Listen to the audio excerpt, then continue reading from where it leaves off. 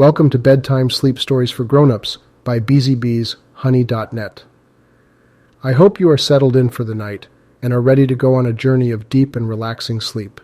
We've put these special bedtime sleep stories for adults for anyone out there dealing with insomnia, sleep problems, sleep deprivation, anxiety, pain, or any other kind of issues preventing you from getting enough sleep and being fully rested and ready to take on the day. We truly hope these stories can help you achieve the elusive, deep, and uninterrupted sleep. Please enjoy this episode and consider subscribing to our channel to support and help the spread of these sleep stories to people all over the world with the same issues that brought you to this video. Thank you for your support and a deep and uninterrupted sleep to you tonight. Let's begin. Chapter 12. As Lila and Serafina gathered their most trusted allies, a sense of urgency and gravity filled the air. The grand hall of the academy, usually filled with laughter and the sounds of youthful ambition, was now weighed down with the heavy silence of the decisions that would shape the future of the magical world. The ancient book, discovered by Lila and Serafina during their travels, held secrets that could either lead to an era of enlightenment or unleash chaos upon the world. They called upon the small council of their wisest and most experienced students, each of them carefully selected for their unique skills and virtues. As the council members took their seats around the massive oak table, the flickering candlelight cast shadows that danced across their faces, mirroring the internal struggle each of them faced.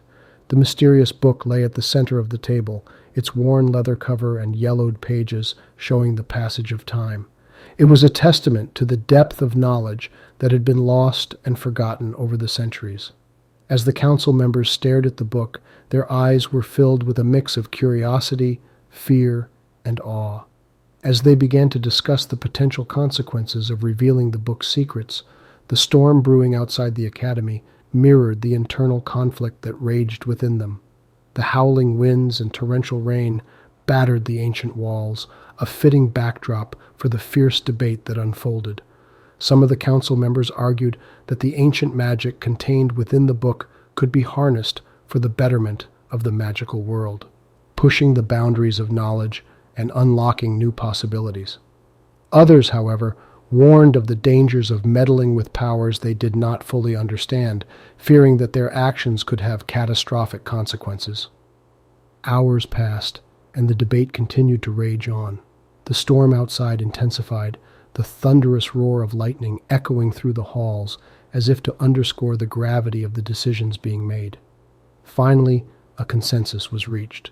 The council decided that the safest course of action was to keep the book's secrets hidden until they could fully understand the implications of the ancient magic. They resolved to study the book in secret, dedicating themselves to unlocking its mysteries without exposing the magical world to the potential dangers it held. However, their decision would not go unchallenged. As they spoke in hushed voices, a sinister force watched from the shadows. Malachor, a powerful and malevolent sorcerer who had been eavesdropping on their conversations, saw an opportunity to seize the ancient power for himself. With a cruel smile, he prepared to launch an attack on the unsuspecting council, intending to take the book and use its secrets to bend the magical world to his will. As Malachor's dark intentions came to light, Lila and Serafina realized that they had no choice but to confront him head-on. They rallied their students and prepared for the impending battle, determined to protect the academy and the knowledge it held at all costs. The storm outside the academy grew even more intense, lightning illuminating the night sky as the battle between the forces of light and darkness began. Malachor was a formidable opponent, his mastery of the dark arts making him a dangerous adversary. But Lila and Serafina, along with their loyal students, fought bravely, matching Malachor's power with their own unique blend of courage, wisdom, and skill. The fierce battle raged on, with each side unleashing powerful spells and incantations that shook the very foundations of the academy. As the battle continued, it became clear that the outcome would be determined by the actions of a single individual. A young student named Alara, who had shown great promise under Lila and Serafina's tutelage, found herself facing Malachor alone as her mentors and Reens were momentarily incapacitated. As the two stared each other down, the gravity of the situation weighed heavily on Alara's shoulders.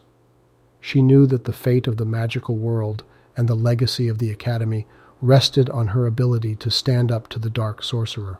With a deep breath, Elara called upon every ounce of her strength and unleashed a powerful spell that she had been perfecting during her time at the Academy.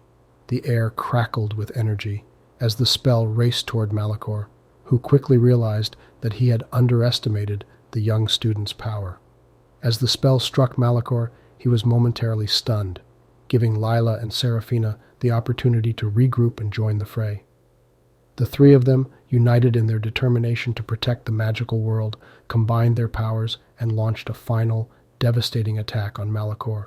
The sun had risen, casting its golden rays across the Academy's grounds, which were still littered with the remnants of the previous night's battle.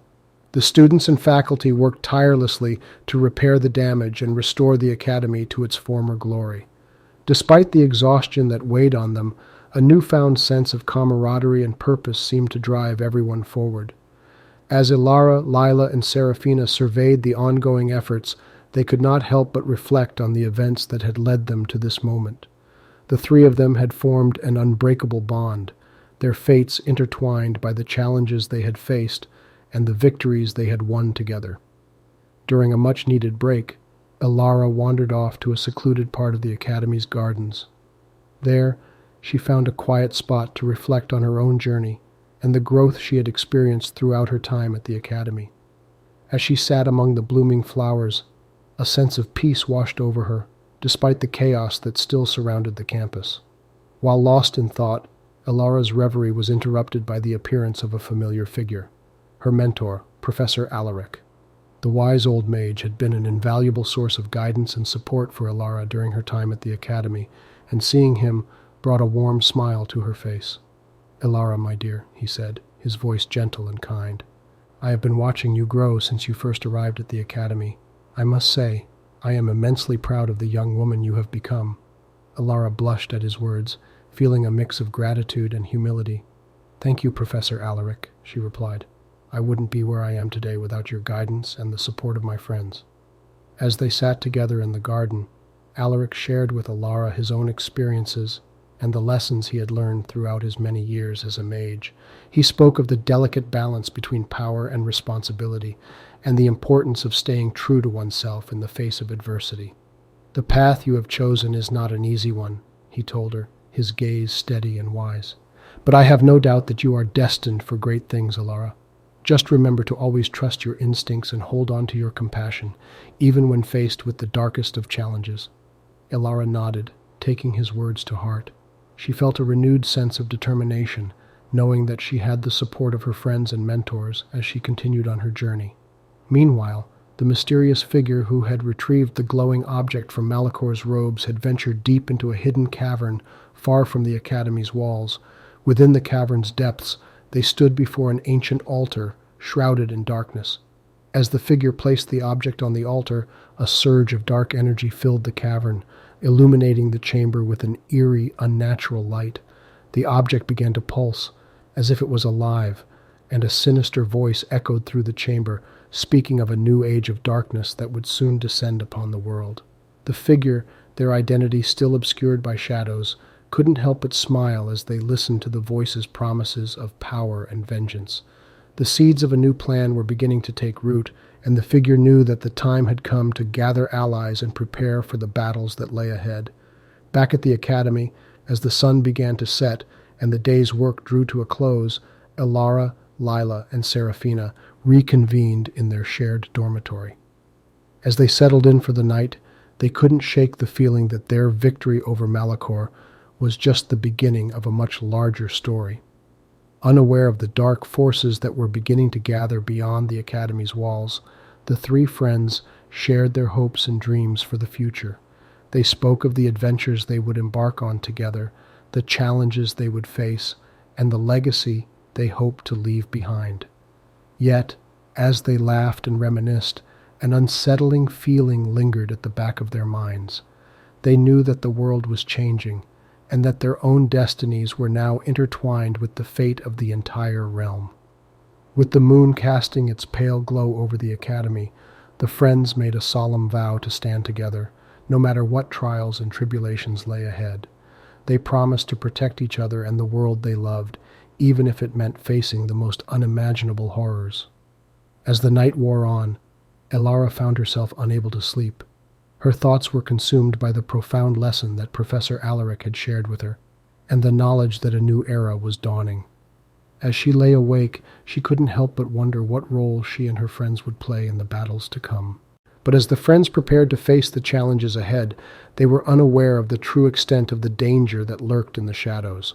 For as the last light of day disappeared, the forces of darkness were already moving, their sinister intentions fueled by a lust for power that would soon threaten the very existence of the realm itself. Deep within the heart of the academy, hidden beneath the layers of history and knowledge, Professor Alaric pored over ancient scrolls and texts, his eyes scanning the worn parchment for any clue that could shed light on the prophecy. The sense of urgency in his research had grown since he had spoken with Elara, Cassian, and Bryn about the dawn of a new era. He could sense the shift in the air, the palpable tension that seemed to grip the very fabric of the world. As he sifted through the countless volumes, the professor stumbled upon an obscure tome that seemed to hold the key to understanding the prophecy. The book, bound in tattered leather and adorned with runes, spoke of a time when the world would be plunged into darkness and chaos, a period of upheaval that would lead to the rise of an ancient power long thought to be lost. Alaric's fingers traced the runes on the book's cover, his heart racing as he realized the significance of his discovery. This ancient power, he realized, had the potential to bring untold devastation to the realm, and it was up to him and his students to prevent it from falling into the wrong hands. As the professor delved deeper into the tome, he began to unravel the intricate web of events that would lead to the fulfillment of the prophecy. He discovered that a series of celestial events would serve as a harbinger of the coming darkness, their alignment creating a gateway that would allow the ancient power to return to the realm.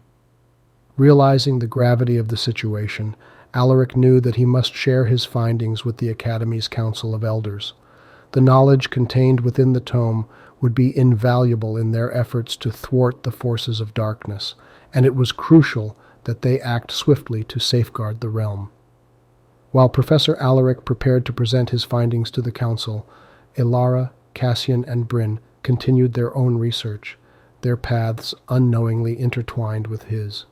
As they delved deeper into the mysteries of the prophecy, they began to uncover a complex tapestry of magic and intrigue, their destinies forever linked by the events that would soon unfold.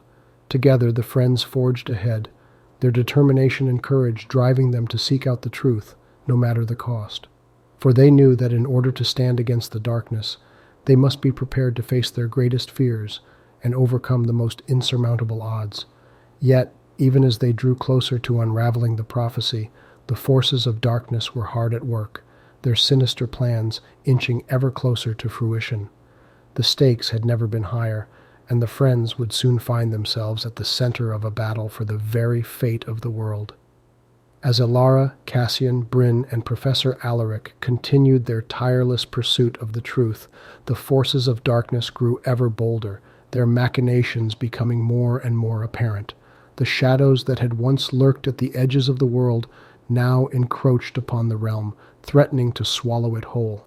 It was during a fateful encounter with an enigmatic stranger that the group discovered a crucial piece of the puzzle. The stranger, a hooded figure with piercing eyes, revealed to them the existence of a hidden artifact, a relic of immense power that could tip the scales in their favor against the darkness. With the knowledge of the artifact's existence burning bright within their minds, Elara, Cassian, Bryn, and Professor Alaric embarked on a perilous journey to retrieve it. Their quest would take them to the far reaches of the realm, through treacherous lands fraught with danger and deception. As they ventured forth into the unknown, the group encountered a series of trials that tested their mettle and resolve. They battled fearsome creatures and navigated ancient ruins, their courage and determination unwavering in the face of adversity. With each challenge they overcame, their bond grew stronger, their resolve more steadfast. Finally, after a harrowing journey fraught with peril, the group arrived at the resting place of the artifact, a hidden sanctuary nestled deep within the heart of a treacherous mountain range. With bated breath, they entered the sanctuary, their hearts pounding with anticipation. Inside, they discovered a chamber adorned with intricate carvings and inscriptions, the walls seemingly alive with the echoes of a long-lost civilization. At the center of the chamber, bathed in a pool of ethereal light, lay the artifact, a gleaming orb of immense power, pulsating with the essence of the ancient world. As Alara reached out to grasp the orb, a sudden wave of darkness swept through the chamber, the air thick with the scent of impending doom. The friends knew that they had precious little time to act, for the forces of darkness were closing in, their sinister plans nearly complete. In a desperate bid to save the realm, Elara, Cassian Bryn, and Professor Alaric prepared for the battle that would decide the fate of the world. Armed with the power of the artifact and the knowledge contained within the ancient tome, they steeled themselves for the fight of their lives. As the darkness converged upon them, the group stood firm, their eyes ablaze with determination and hope. They knew that this was just the beginning, that the dawn of a new era was at hand, and they were the only ones who could usher it in. We've now come to the end of this chapter. Please find the next chapter on our YouTube channel. Subscribe to be notified of new stories and chapters are published. Thank you for listening and have a wonderful and peaceful night. Stay tuned for sleep music coming up.